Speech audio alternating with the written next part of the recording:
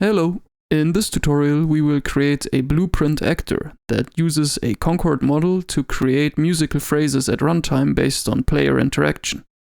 To do this, we will once again open up the model from last time, which was the one where we did machine learning.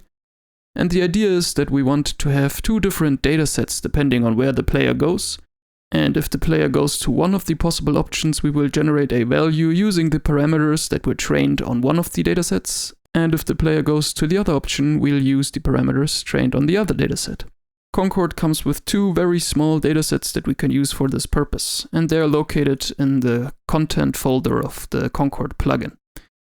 You can navigate to this using your content browser. Down here you'll see the plugins folder. If you do not see this plugins folder, make sure you have show plugin content checked here in the settings. Then we can navigate to Concord Content, Tutorial, Concord Models, HMM, which stands for Hidden Markov Model, and then we have dataset A and dataset B.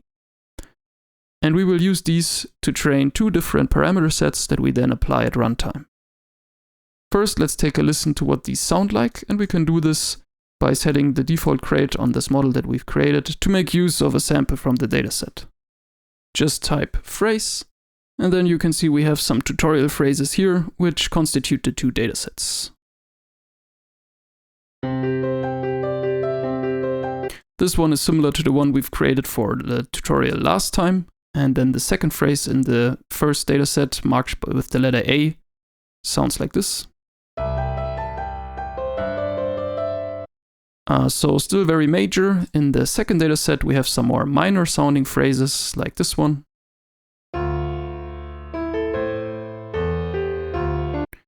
And this one.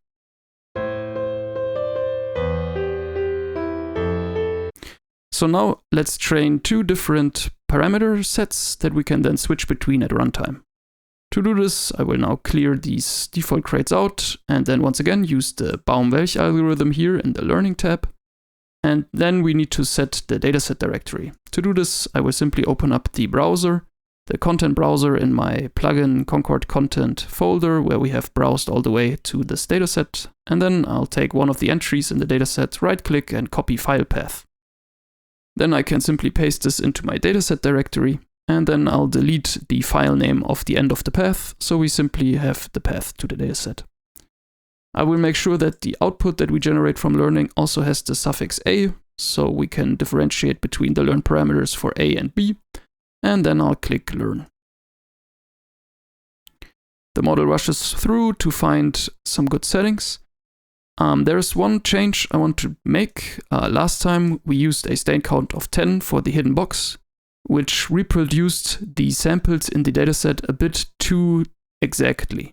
This time I want to have a bit more ambiguity and a bit more variation in the samples that we sample from the learned model, so I will reduce this state count to 4. And let's train again. You can see that this time training doesn't go quite as deep. So we start once again at 122 and we only go down to a loss of about 30. But still the model has tried to fit under these constraints to the dataset, and it should produce some interesting results. So let's check what we have created by setting the learned parameters right here. Just type learned parameters, and these are the ones we have just created. And let's take a listen.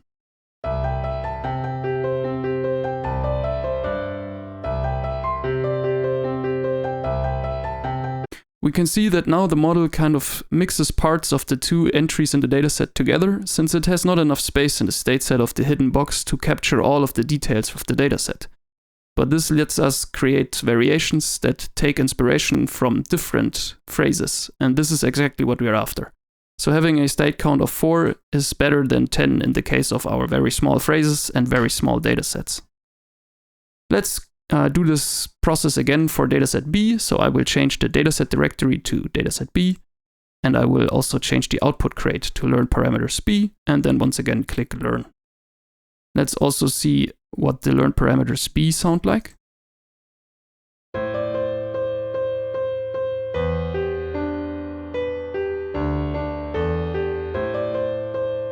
So definitely more minor, just as was the case in the dataset. Now that we have set up these two parameter sets that we can use to generate different sounding variations, let's move on to creating the blueprint that will actually switch between those at runtime.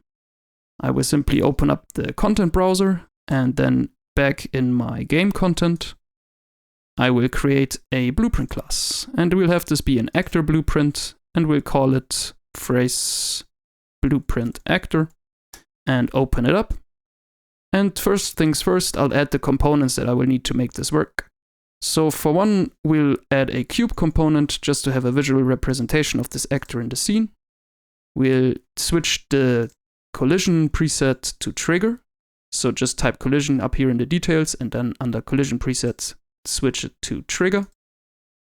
Next up, we'll add an audio component to actually play back the musical phrase that we will generate using Concord. So on the audio component, clear the search filter on the details, and then under sound, just add the tutorial piano sound that comes with Concord. Now we can also add our Concord model component. So this is the component that comes with the Concord plugin. And this one we will use to generate new samples at runtime. For the model, we will use the one that we have just edited. So that was the phrase learning model. In your case, it might have a different name. If you didn't duplicate the one from the factor tutorial, it might still be called phrase factor, but it should look like this, where we have the emission factors and simply 3 boxes and our outputs. Now that we have our components in place, we can move on to scripting this actor. We will not make use of begin play or event tick, but we will make use of begin overlap, which will be whenever the player enters this cube that we have added as a component. We can simply drag off this event and add a run sampler node. This is a method on the Concord model, and we can switch between asynchronous sampling and synchronous sampling.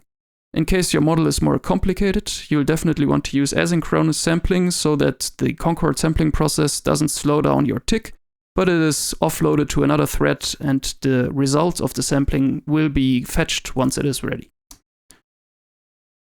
Having entered this node, we can now drag off the onVariation sampled input pin to create a custom event. We call this onSampled. And now we want to take the created pattern that the Concord model has just sampled and set it on the audio component.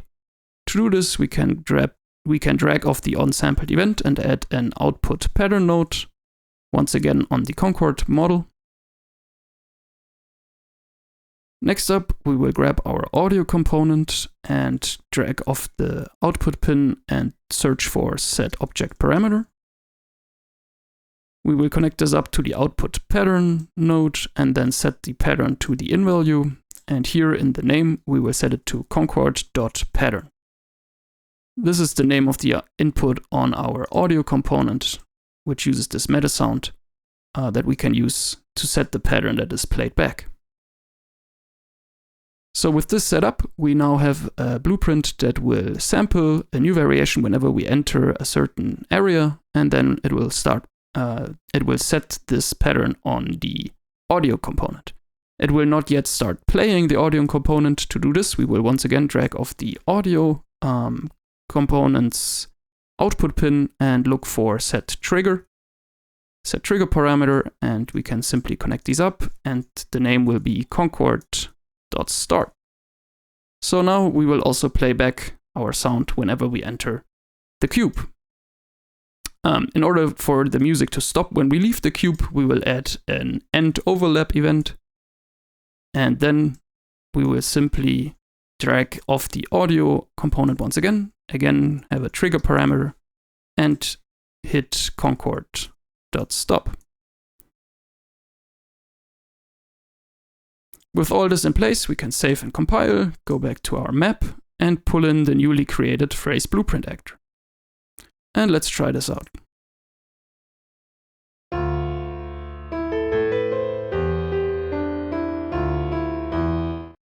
So it works, but there's an important step that we have not yet completed.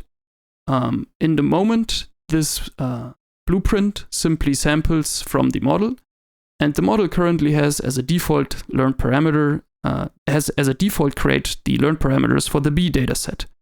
But we want to be able to set these parameters depending on which cube we're walking into. So we want this to be a setting on our blueprint, and we don't want it to be in the default crates. So we'll clear this out and instead switch over to the blueprint actor again, where we can see that the Concord model has a component crates member, which we can set on a per instance basis. So back in our third person map, we'll have our phrase blueprint actor, and for this cube, we will set in the Concord model component right here, in the details, if we look for crates, we will set this one to the learned parameters A.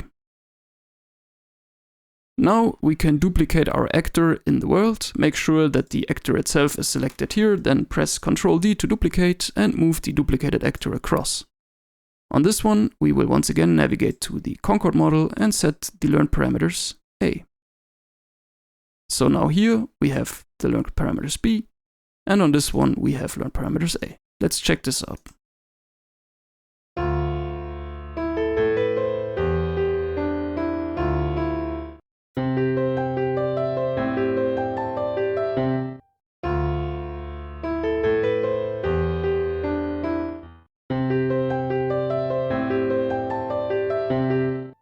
So this is how we can have Concord models react interactively to players. In this case, we have simply used a field of the Concord model component on an instance basis. We can also set crates in the blueprint. There are a number of methods for this. If you drag off the Concord model, you'll see, if you search for Concord, a number of different methods under the Concord category, where we can get individual outputs, we can observe a box. But the most useful ones are probably running the sampler, setting a crate, which will handle observing boxes and also setting parameters, and also unsetting a crate if you want to make sure that the model is reset to its original state.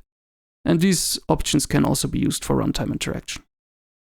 Alright, thank you for sticking with me in this tutorial series. I hope it was useful. Bye!